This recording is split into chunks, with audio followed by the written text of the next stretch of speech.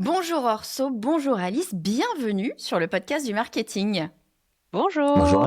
Bonjour Estelle et Alors je bonjour Alice. suis, Bonjour je Orso. suis super heureuse de faire cet épisode. C'est un épisode qui est un peu particulier pour moi aujourd'hui. Il est particulier pour plusieurs raisons.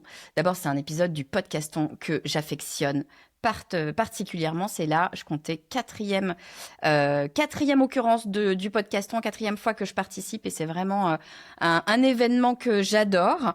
Premier élément. Deuxième élément, c'est la première fois que je fais un épisode à trois. D'habitude, on est deux où je suis toute seule à parler. Là, aujourd'hui, on est trois. Donc, ça va être une première. J'en suis ravie.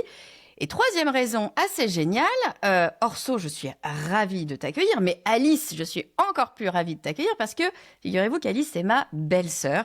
Donc, c'est un épisode un peu particulier pour moi. On va parler aujourd'hui de Mécénat Chirurgie Cardiaque, qui est une association assez extraordinaire, mais on va aussi parler de marketing parce que certes c'est un épisode du podcaston, certes l'idée est de mettre en avant l'association, mais enfin nous on s'intéresse quand même pas mal au marketing et ça tombe bien parce que Orso, qui est le président de Mécénat Chirurgie Cardiaque, est aussi un homme de marketing, donc tu vas pouvoir nous en dire un peu plus. Orso, est-ce qu'on peut commencer avec toi? Est-ce que tu peux, s'il te plaît, pour les gens qui connaîtraient pas Mécénat Chirurgie Cardiaque, nous dire ce que c'est que cette association et ce que vous faites?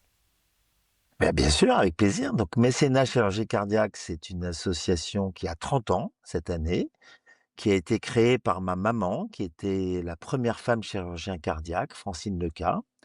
Et nous n'avons qu'une seule action, nous faisons venir en Europe des enfants qui naissent dans le monde avec une malformation cardiaque. Ça, c'est pas de chance. Il y a un enfant sur 100 qui naît avec une malformation cardiaque. Dans beaucoup de pays du monde, il n'y a pas des moyens ni techniques ni financiers pour les opérer. Ils ont aucune chance de vie, mais on va les faire venir. Ils vont être accueillis dans des familles d'accueil. On va financer leur opération et au bout de 2 mois, ils vont repartir. Ils vont pouvoir courir, aller à l'école, jouer avec des copains, reprendre une vie d'enfant, une vie normale. Voilà. Ça fait presque 6000 fois qu'on fait ce miracle. Donc on ne fait qu'un seul miracle, mais on le répète assez souvent, 500 fois par an et 6000 fois depuis le début. C'est tout simple, mais c'est merveilleux. C'est tout simple, mais c'est merveilleux. Et la raison pour laquelle Alice t'es parmi nous aujourd'hui, c'est parce qu'Alice, toi, t'as pris parti très concrètement à l'association de plusieurs façons, mais notamment, t'as été récemment, l'an dernier, famille d'accueil pour une petite fille qui est venue se faire opérer en France. On va en parler tout de suite. Orso, quand on a préparé cet épisode, tu m'as dit, et t'as raison, tu m'as dit, bon, c'est bien joli, moi je veux bien qu'on parle de mécénat chirurgie cardiaque, mais enfin, ton audience, ce qui les intéresse, c'est le marketing, et t'as raison, hein, c'est l'idée du podcast du marketing. Et tu m'as dit, mais moi, il se trouve que j'ai fait ma carrière dans le marketing, dans la publicité notamment, et quand t'es arrivé sur mécénat chirurgie cardiaque, puisque tu le disais, l'association a été créée par ta maman, le professeur Francine Leca, toi, quand t'es arrivé, t'as dit, il faut travailler cette association en tant que marque. Est-ce que tu peux me dire ce que ça veut dire pour toi de travailler une association en tant que marque? Oui, bien sûr. Alors, moi, ma maman, c'est Francine Leca et mon père, c'était Georges Chétochine. Alors, autant dire qu'il y a T'étais du bien entouré? marketing, il y a du marketing et du solidaire. Non, mais voilà, effectivement, moi, donc cette association a été créée par ma maman, une femme très importante parce que première femme, un charisme incroyable. Les gens adorent, les gens ont acheté cette histoire qui était fantastique, mais comme tout le monde, on vieillit. Et à un moment, l'association baissait un petit peu parce que ben, les personnes vieillissent, leurs relations sont moins dans l'action. Et puis des belles associations et des belles histoires, il y en a beaucoup. Et donc moi, je suis venu pour prendre la suite parce qu'à l'époque, tout le monde me disait: «Mais qui va remplacer ta mère?» C'était la question qu'on me posait à longueur de temps. Puis plus elle vieillissait, plus on me disait: «Qui va remplacer ta mère?» Et j'ai toujours dit: «Personne ne peut la remplacer parce que personne, ne peut être la première puisqu'elle était la première, chirurgien cardiaque, aimait faire de la moto, fumer la pipe, boire du whisky». Donc j'ai dit: «On va pas chercher quelqu'un d'autre, on va faire que Mécénat Chirurgie Cardiaque soit une marque qui réponde aux besoins et aux attentes des entreprises, parce que les entreprises ont envie de faire du solidaire, mais elles ont envie de faire du solidaire d'une manière, professionnelle, on va dire cadrée et encadrée. Une marque parce que, ben, Alice pourra le dire, quand on est une famille d'accueil et qu'on s'engage pendant 2 mois, ben, il vaut mieux être certain que ça va tenir. Et puis pour les donateurs aussi qui donnent, pour qu'ils aient une certitude, bien sûr les actions sont belles, Mais je pensais qu'en fait, il fallait en faire une marque parce que si on prend ce que disait Georges Chetoshin, la marque répond aux inquiétudes et quand on donne son argent, est-ce qu'on le donne bien? Est-ce qu'on le donne au bon endroit? Et donc voilà, je n'ai pas cherché un remplaçant à ma mère, ça serait impossible, puis ça aurait pas été sympa de la part de son fils. J'ai vraiment, fake mécénat chirurgie cardiaque, heu et un travaille son image, travaille sa photo, travaille son positionnement, par rapport aux autres forcément, travaille sa USP et j'aime bien faire ce genre de podcast parce que oui, on peut faire de l'associatif, mais on peut le marketing et la pub servent aussi à sauver des enfants. Bah oui, bien sûr et quand on est dans l'associatif, le marketing, la pub, la communication, c'est juste absolument essentiel parce que, bah, quand on est dans une association, il faut aller chercher des fonds et les fonds, ils tombent pas du ciel, comme ça. Il faut aller, convaincre, il faut l'expliquer, il faut aller rassurer, réassurer. Je vais un peu citer, ton père Georges Chetoshin. Est-ce qu'une marque, c'est créer de la réassurance? En fait, il y avait 2 possibilités, c'est-à-dire l'ensemble des associations marchent avec du marketing direct, avec de l'identification des bases, puis on essaye de faire rentrer, le donateur, quand il est jeune par, 10 €, puis on essaye de le garder jusqu'à la fin et alors moi, j'en ai fait beaucoup dans mon ancienne vie quand j'étais, marketeur et publicitaire et là, j'ai dit: «On va pas faire ça, on va être des conteurs d'histoires». Parce que si on rentre dans de l'achat de fichiers, bah, on va se retrouver par rapport à d'autres qui seront ni mieux ni moins bien, mais qui auront forcément plus de moyens. Puis quand on avait l'association, on n'avait pas beaucoup de sous, hein et l'idée était vraiment de travailler sur le storytelling, sur l'identification du logo avec une explication simple. Donc oui, je pense qu'il y a une je pense que alors nous, on avait pris le parti en plus de bien se développer auprès des entreprises parce qu'avant de reprendre Mécénat Chirurgie Cardiaque, moi j'étais dans la pub. J'essayais de faire des actions avec des associations et c'était une purge. C'est-à-dire, ils n'avaient pas d'image libre de droit, on n'avait jamais la personne, on savait pas ce qu'ils voulaient dire, l'émission était pas très claire. Donc, quand on allait en compétition avec une association, on était sûr de perdre le coup et quand on amenait quand on amenait un client, il fallait qu'il soit ultra motivé.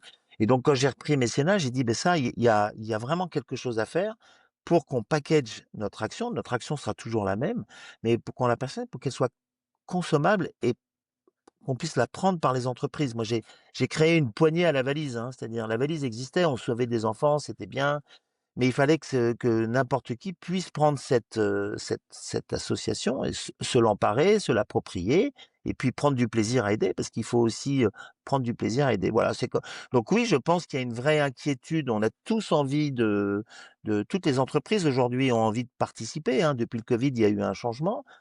Maintenant, combien on donne? Est-ce que je donne assez ou est-ce que je donne trop? Alors, ben, forcément, nous, on a un prix qui est 12 000 €, 4 800 défiscalisés, tu vois? Je connais même les prix pour les Tu tes entreprises. chiffres. Un résultat qui est extrêmement concret, c'est-à-dire je sauve un enfant et quand j'ai sauvé un enfant, j'ai le nom de l'enfant. Parce que je vais devoir dire à mes collaborateurs ou à mes clients: «Voilà ce que j'ai fait de votre argent ou voilà ce que j'ai fait de l'entreprise et voilà comment le résultat fonctionne». Donc voilà, c'est ce qu'on a essayé de renforcer, de créer et puis, d'être dans des on s'est développé, mais plus par affinité autour du sport, parce que c'est un, terrain qui rassemble les gens et on est devenu partenaire depuis longtemps du Tour de France, des 24 heures du Mans, de la course à pied, du Vendée Globe. C'est pas qu'on soit une grosse association, mais le sport est quelque chose qui unit et réunit et nous, on a besoin d'unir et de réunir parce qu'à la base, avec ma mère, on a créé une chaîne de bénévoles et de gens qui ont envie de nous aider.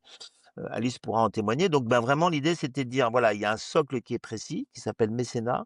Chacun d'entre vous va pouvoir s'accrocher à ce pilier, que vous soyez bénévole, que vous soyez famille d'accueil, que vous soyez, ou que vous soyez le premier qui a besoin d'une rassurance, c'est la maman qui va nous confier son enfant, hein, parce que Bah oui. nous, on parle des entreprises, mais enfin, à la base, il y a quand même une maman, on va lui dire, ouvrez les bras, donnez-nous votre enfant, vous inquiétez pas, on va l'ouvrir, on va réparer son cœur, on va vous le ramener, ça vous coûtera zéro. Faut pas qu'elle cherche où est la caméra cachée, quoi. Non, c'est clair. Et alors, juste pour revenir sur le storytelling, en fait, l'idée, c'est de simplifier l'histoire, en tout cas poser les choses. Il y a une histoire qui est simple, je vais mal la dire, mais il y a une histoire qui est simple, qui est des enfants qui ont une malformation cardiaque, qui ne peuvent pas être soignés dans leur pays. On va leur proposer de leur sauver la vie et de venir les faire soigner en France avec une opération à cœur ouvert, hein, c'est ça, je dis pas de bêtises. Euh, Et l'histoire, en fait, est simple. C'est pour les entreprises qui veulent financer, qui veulent participer, bah, il y a un prix qui est unique, c'est 12 000 euros. C'est le coût pour faire venir cet enfant, l'opérer, lui sauver la vie. Et c'est une formidable opération au sein de l'entreprise pour motiver aussi les salariés. Enfin, il faut dire quand même ce qui est, à quoi ça sert aussi d'un point de vue interne, de dire, bah, nous, l'entreprise, on sert à quelque chose, les actions qu'on met en place servent à quelque chose. Et on le voit très clairement, ce que tu le disais, c'est quasiment une réussite à 100%. On sauve un enfant avec 12 000 euros. Et en fait, c'est même pas 12 000 euros, tu mettais 4 800 euros parce qu'il y a les jeux de défiscalisation. Donc, le storytelling est ultra simple. C'est comment sauver un enfant de façon ultra efficace et ultra simple et d'impliquer les équipes de l'entreprise concrètement. Voilà. C'est ça? Et c'est comme ça que j'ai pris le problème, moi. C'est que la malformation cardiaque, tout le monde a compris. J'ai pas besoin d'expliquer ce que c'est. Un enfant, tout le monde a compris. Et donc, je ne parle que du résultat. Ben, si on se croise les bras, il va mourir. Si on bouge, il va. Et donc, en fait, on est content. Peut-être sur un mois, peut-être sur 2 mois, peut-être pendant 10 ans, je n'ai aucune idée. Mais il y a un début, il y a une fin. Donc, c'est vraiment très, très, très facile à prendre en main par une entreprise. Parce que, comme tu le dis, tu n'expliques pas forcément la cause. Mais quand tu parles à tes collaborateurs, tu dois leur apporter un résultat. Nous, on veut être on monte jamais un enfant malade, on veut arrêter de dire aux gens, les gens, ils rentrent chez eux, ils ouvrent la télé, c'est la guerre, c'est pas possible. Ils ont envie d'avoir quelque chose de bien. Nous, on monte des enfants qui vont bien et on leur dit, ben, voyez comment il est? Ben, on vous montrera jamais comment il était avant, mais en tous les cas, vous pouvez faire un miracle. Le miracle, ben, Génial. c'est de redonner la vie. Vous n'avez pas fait médecine, mais vous pouvez redonner la vie à un enfant. Et toujours la même chose, en soignant la qualité des photos, parce que c'est comme si c'était nos enfants, on veut des belles photos de nos enfants, en soignant le branding, en soignant l'equity, en refusant de compliquer. 20 fois, on m'a dit, ah, tu devrais faire pour 100 euros, tu dois ça pour 200. Non, un enfant, c'est un enfant. On sauve un enfant. C'est dur, mais on y arrive. Voilà. Et c'est en ça où je te disais, on a vraiment fait une marque qui n'est pas connue de tout le monde, mais alors tous ceux qui la connaissent, comme S'en une souviennent. marque, se l'approprient et l'aiment. Ouais. Et Heu, ce que je retiens, tu vois, de cette façon de penser, de cette stratégie, c'est qu'en fait, c'est une simplification du marketing. Moi, je suis très pour la simplification et aller droit au but. Droit au but, tu disais, c'est unique selling proposition. On va sauver un enfant. L'histoire, elle est simple. On parle du résultat, on parle pas des choses compliquées, des opérations, de pourquoi il est malade, de ceci, de cela. Ça, à la rigueur, c'est pas la question. La question, c'est le résultat. C'est on vient sauver un enfant. Et le moyen, il est simple. Alors, il y en a peut-être plusieurs, mais en tout cas, sauver un enfant, ça coûte 12 000 euros. À un moment donné, il faut trouver ces 12 000 euros, et ça peut passer par l'entreprise. Bah, le moyen, Alice, ouais, c'est de donner ce vas-y, que vas-y. vous avez. Vous êtes une famille d'accueil, vous Hmm. pouvez lui donner du temps. Moi, mon boulanger, il vaut mieux que je lui demande des pains au chocolat que lui demander de l'argent. Quand j'ai besoin de faire 500 pains au chocolat pour les bénévoles, bah, c'est mieux qu'ils me donnent des pains au chocolat. Je demande aux gens ce qu'ils peuvent me donner de mieux. Mais toi qui aimes le marketing, il y a une association qui est fantastique, qui s'appelle Charity Water aux États-Unis, qui a révolutionné l'histoire. Alors eux, ils sont très très forts en data, ce que nous, on refuse de faire. Nous, on veut pas utiliser la data. On va être encore à l'ancienne pour se donner du mal à sauver les enfants et que ça sente que on mouille le maillot pour sauver les enfants. Et si on faisait de la data, on commencera à s'asseoir dans notre chaise, à réfléchir et être moins sur le terrain. Mais Charity Water, ceux qui écoutent, ils peuvent taper. C'est un exemple aux États-Unis, c'est incroyable ce qu'ils ont fait. Qu'est-ce qu'ils ont fait? Dis-moi, parce que moi, Oh j'ai pas bah, suivi. tu verras, c'est vraiment, ils ont pris le côté marketing. Ils ont réussi à faire que maintenant, quand tu es un jeune aux États-Unis et que tu vas fêter tes 21 ans, tu demandes des cadeaux pour Charity Water. Ils ont, euh, ils ont marketé leur offre avec des solutions. Ils cherchent de l'eau pour apporter aux populations. Donc, autant dire que la cause, il y en a des Il y milliers a qui quoi font faire. ça. Alors, ils ont beaucoup investi les réseaux sociaux, ils ont beaucoup travaillé les cibles, mais toujours avec un résultat hyper concret, hyper simple, avec une photo hyper soignée. Tu vois, Charity Water, tu sais que c'est eux, pardon. Et tu vois, moi, chez Mécénat, quand j'arrive dans les entreprises, ils disent, ah, on adore votre créa, on adore la manière dont vous traitez. Évidemment, ils voient l'enfant, si tu veux, et puis ils voient l'enfant qui sourit. Tu peux pas être insensible à un enfant qui est heureux. Ouais, Et, bah et, oui, et t'as plus, bien sûr. moi, je pense qu'on n'a pas. Alors, ça rapporte moins. Si on mettait un enfant qui est mal en point, ça rapporterait plus. Mais il faut aussi faire ce qu'on a envie de faire. Et puis aujourd'hui, ça marche bien. Et puis, moi, je te rejoins assez quand même sur le côté positif. Tu vois, dans ma toute premier début de carrière, j'ai monté une étude sur le marketing des ONG. Ce qui ressortait à l'époque, eh ben, c'est exactement ce que vous faites. C'était le côté, certes, ça fait vendre et ça fait parler, etc., le côté misérabilisme, mais le côté positif, on le sait, en marketing, c'est pas moi qui vais t'apprendre ça, ton père en a beaucoup parlé, c'est l'émotion qui fait agir. Et l'émotion, elle fait plus agir finalement sur le positif de je suis heureux de pouvoir sauver un enfant et de voir un enfant qui va bien, que nécessairement sur le misérabilisme. En tout cas, ça marche pas. On n'active pas les mêmes éléments.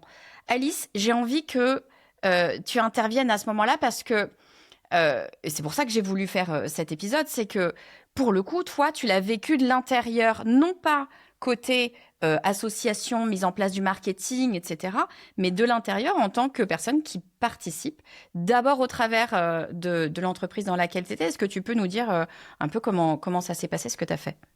Oui, et d'ailleurs, c'est quand même très intéressant de vivre ce qu'Orso décrit, parce que ce qu'il parle de l'attachement à la marque, moi, effectivement, maintenant, c'est quelque chose que je vis au quotidien, mais à travers le mécénat d'entreprise, dans l'entreprise dans laquelle je travaillais il y a 14 ans, j'ai découvert mécénat chirurgie cardiaque. Je ne les connaissais pas. Mon entreprise a signé un certain nombre de partenariats avec 3 associations, dont mécénat. Quand j'ai découvert le purpose de cette association, je l'ai trouvé effectivement extrêmement simple à comprendre, très agréable et très relatable. Enfin, c'est-à-dire que évidemment, on a tous envie de sauver des enfants. Et moi, je me suis dit un jour, je serai famille d'accueil. Donc à l'époque, en étant dans mon entreprise, j'ai aidé en développant ce partenariat. On a par exemple, c'est une entreprise qui faisait des échographes cardiaques. On a réussi à donner des échographes pour l'association. Donc il y a vraiment beaucoup de façons de les accompagner. On a donné régulièrement pour sauver un certain nombre d'enfants chaque année. Et moi, j'ai pris l'engagement vis-à-vis de moi-même d'un jour devenir famille d'accueil. J'ai beaucoup attendu. Et là, on va bientôt fêter les 1 an de l'accueil de Magnan, qui est une petite fille qui a maintenant 3 ans et demi et qui vient de Guinée-Conakry. Et donc, elle est arrivée chez moi le 29 avril 2025. Et c'est extraordinaire. Il y a, encore une fois, mouiller le maillot, ça se sent quand on arrive dans l'association. J'ai rencontré des personnes extraordinaires. Moi, j'ai rencontré Orso et Francine il y a donc 14 ans, à l'époque où j'ai découvert l'association. J'ai retrouvé cette force. Tous les gens sont très disponibles. Ça reste compliqué, on montre pas ce qui est compliqué derrière, mais il faut faire venir les enfants, ça peut changer au dernier moment, des situations peuvent se dégrader ou au contraire s'améliorer, demander de l'urgence. Et malgré tout, à la fin, c'est une expérience qui est extraordinaire. Je l'ai attendu très longtemps. Ça demande du temps. Il faut être disponible 8 semaines. Quand on est, comme moi, une femme active, c'est compliqué de trouver 8 semaines off. Donc j'ai tout simplement, dans l'entreprise dans laquelle je travaille aujourd'hui, j'ai partagé mon projet. Ils étaient très très aidants et supportifs de ça. Et en fait, j'ai économisé mes vacances. Ça fait 7 ans que je suis dans l'entreprise et chaque année, j'ai économisé une semaine de vacances. Et donc, au bout de 6 ans et demi, j'avais suffisamment pour poser des vacances et me dédier 100% à cette expérience qui était bouleversante. Ça change ton chemin de vie parce que moi, j'ai un fils à la maison que tu connais, ton neveu, qui a 10 ans. Donc évidemment, en fait, toute la famille a participé. Tu as rencontré cette petite fille. C'est devenu un projet de famille.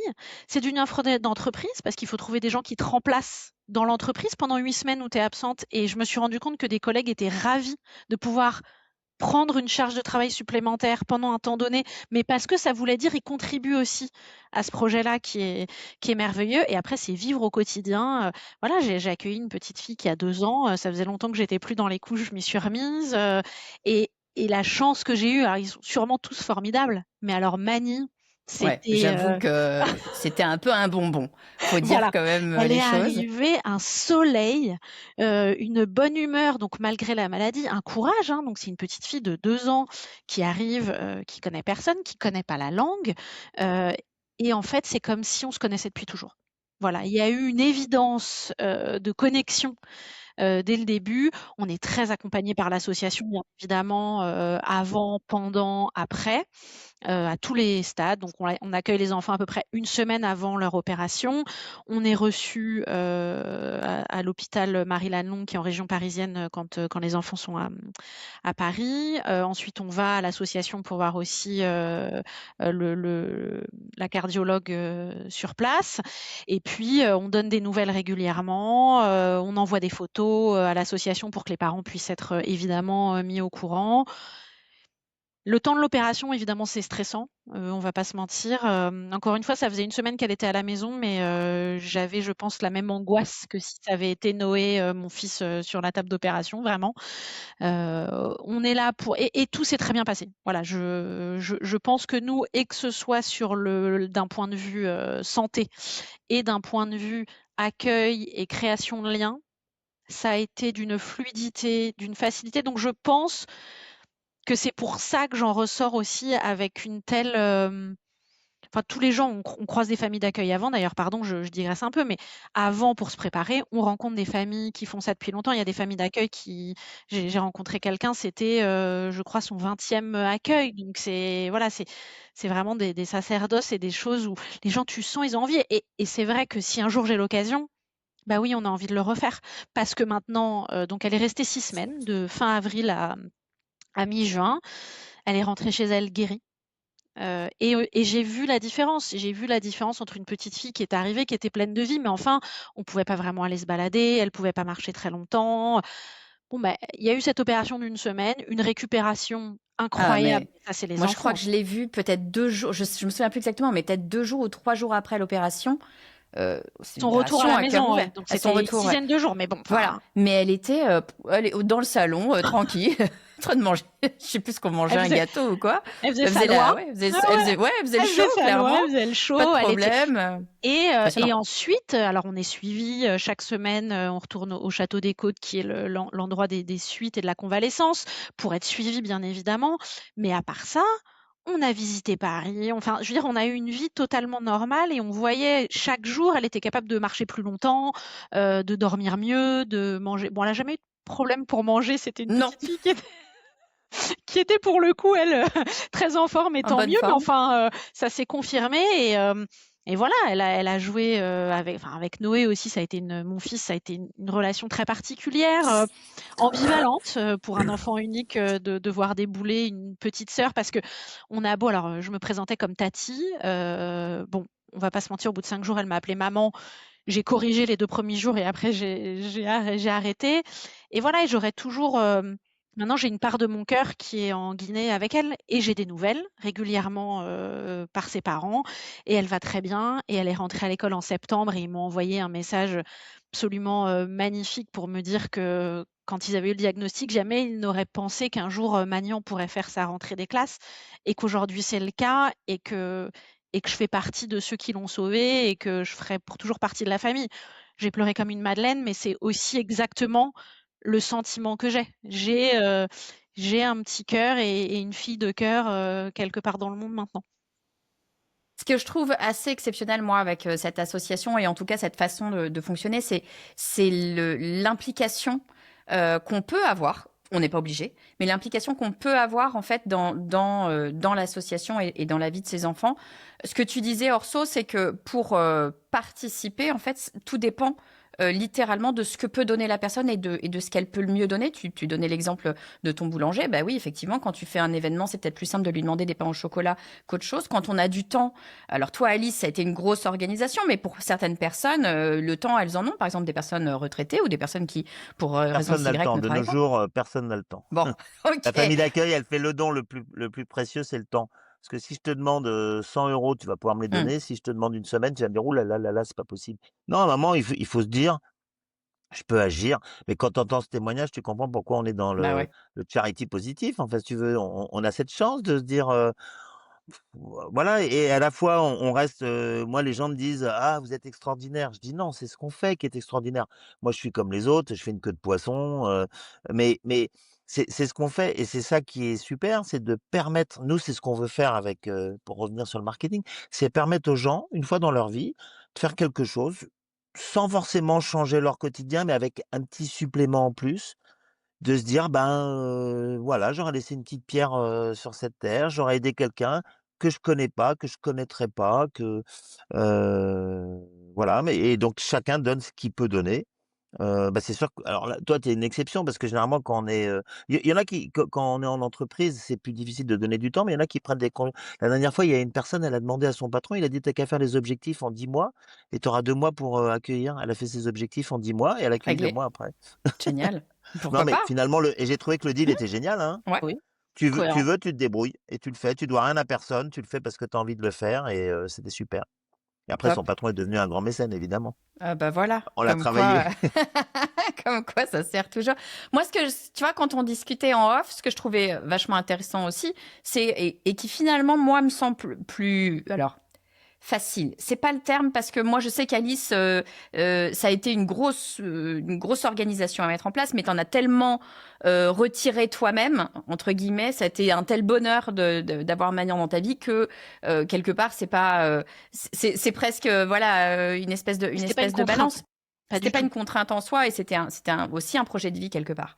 Mais il y a quand même aussi, enfin moi j'ai envie de le dire parce que je trouve que c'est extrêmement facile et intéressant pour les entreprises aussi dans un principe de team building, si je reviens sur du business pur, de financer 12 000 euros, 4 800 en l'occurrence, avec l'abattement fiscal, 4 800 euros pour une entreprise pour fédérer son équipe.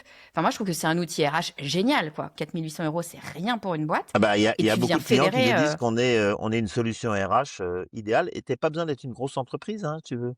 Mais tu les fais courir, tu leur fais faire des trucs. Oui, oui, c'est, c'est bien. En plus, tu sais, toutes les entreprises, elles sont, human centric. Alors moi, quand j'arrive et que je vois dans leur plaquette qu'elles sont human centric, je leur dis: «Bah, on va Pic. commencer par Voilà. là, tiens, bing.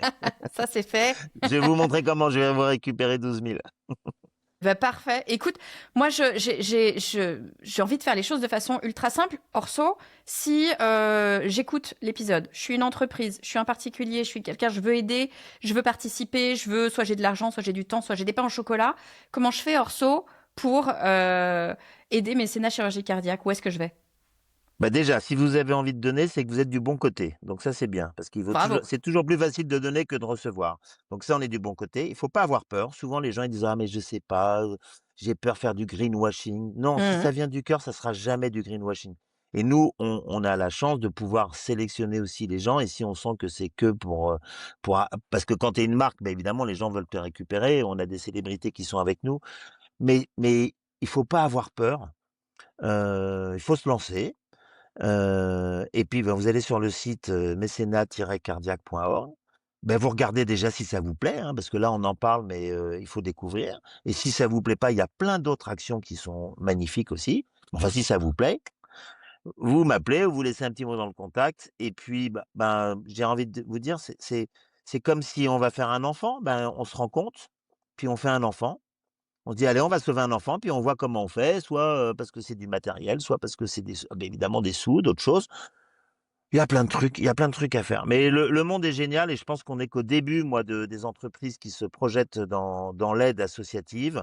Je pense que, il faut pas qu'elles aient peur de ce greenwashing et moi, je suis très confiant. Je suis très confiant sur la gentillesse, la générosité des gens et faut juste oser laisser parler un peu son cœur. Donc Bah, vous écoute, m'appelez et j'arrive. parfait. Mécénat Et sinon, je vous tiré. envoie Alice. Alors si on vient à 2, alors là, Ouais, vous êtes morts. attention. Mais c'est un plaisir de Bah, travailler avec Orso en plus. Appelez-le, c'est un plaisir. Et toute bah, l'équipe, je pense, ouais. enfin, l'équipe mécénat, ça rapproche quand même et ça rassemble des gens qui ont des sensibilités similaires. C'est un plaisir de travailler avec vous d'un point de vue entreprise quand j'ai aidé dans ma première entreprise à développer le partenariat. Et puis là, en tant que bénévole, à chaque moment, ça a été un plaisir de travailler avec toi et avec tes équipes. Et ce qu'il faut savoir, c'est que une fois, elle m'a appelé, elle m'a dit: «Bon, écoute, j'ai une grosse somme d'argent qui est bloquée. Elle part, dans 2 jours. Donc, on a 2 jours pour monter le projet. C'est en anglais». «Ah bah merde, on parle pas anglais». «Bah, c'est pas grave, je le traduirai, on monte le projet» et tu te rappelles, finalement, on a récupéré, On a ses gagné. sous C'était un petit et concours interne et on l'a gagné, ouais. et c'est voilà et c'est parti. Comme quoi, il faut pas trop se poser de questions, il faut y aller. Bon, bah, Bah, Ça c'était c'est continue super aujourd'hui. génial. et à toi, Estelle, bravo parce que moi, j'ai écouté tes podcasts et je les trouve, super. Il y a plein de trucs, qui m'ont bien servi pour mon association et le marketing de mon asso.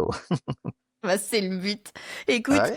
mécénat-cardiaque.org. Allez-y, moi je peux vous dire, je suis témoin par le côté. J'ai vu la petite Magnan arriver, j'ai vu Alice, je t'ai vu avec ce projet depuis qu'on se connaît qui est dans un coin de ta tête et qui a grandi et d'avoir Magnan avec nous à la table chez mon papa, c'était quand même assez génial. Allez-y, c'est une expérience totalement dingue. Il y a plein de façons de participer. Mécénat-cardiaque.org. Les liens sont évidemment dans les notes de cet épisode. Merci Alice, merci Orso d'avoir participé à cet épisode et on souhaite qu'il y ait plein de gens qui s'intéressent au monde associatif en général et à Mécénat Chirurgie Cardiaque en particulier, bien évidemment. Super. Eh ben, écoute, merci à toi de nous donner ce que tu as de plus cher, ton podcast. Merci à vous. Vous êtes les bienvenus quand vous voulez sur le podcast du marketing. À très vite. À bientôt. Ciao.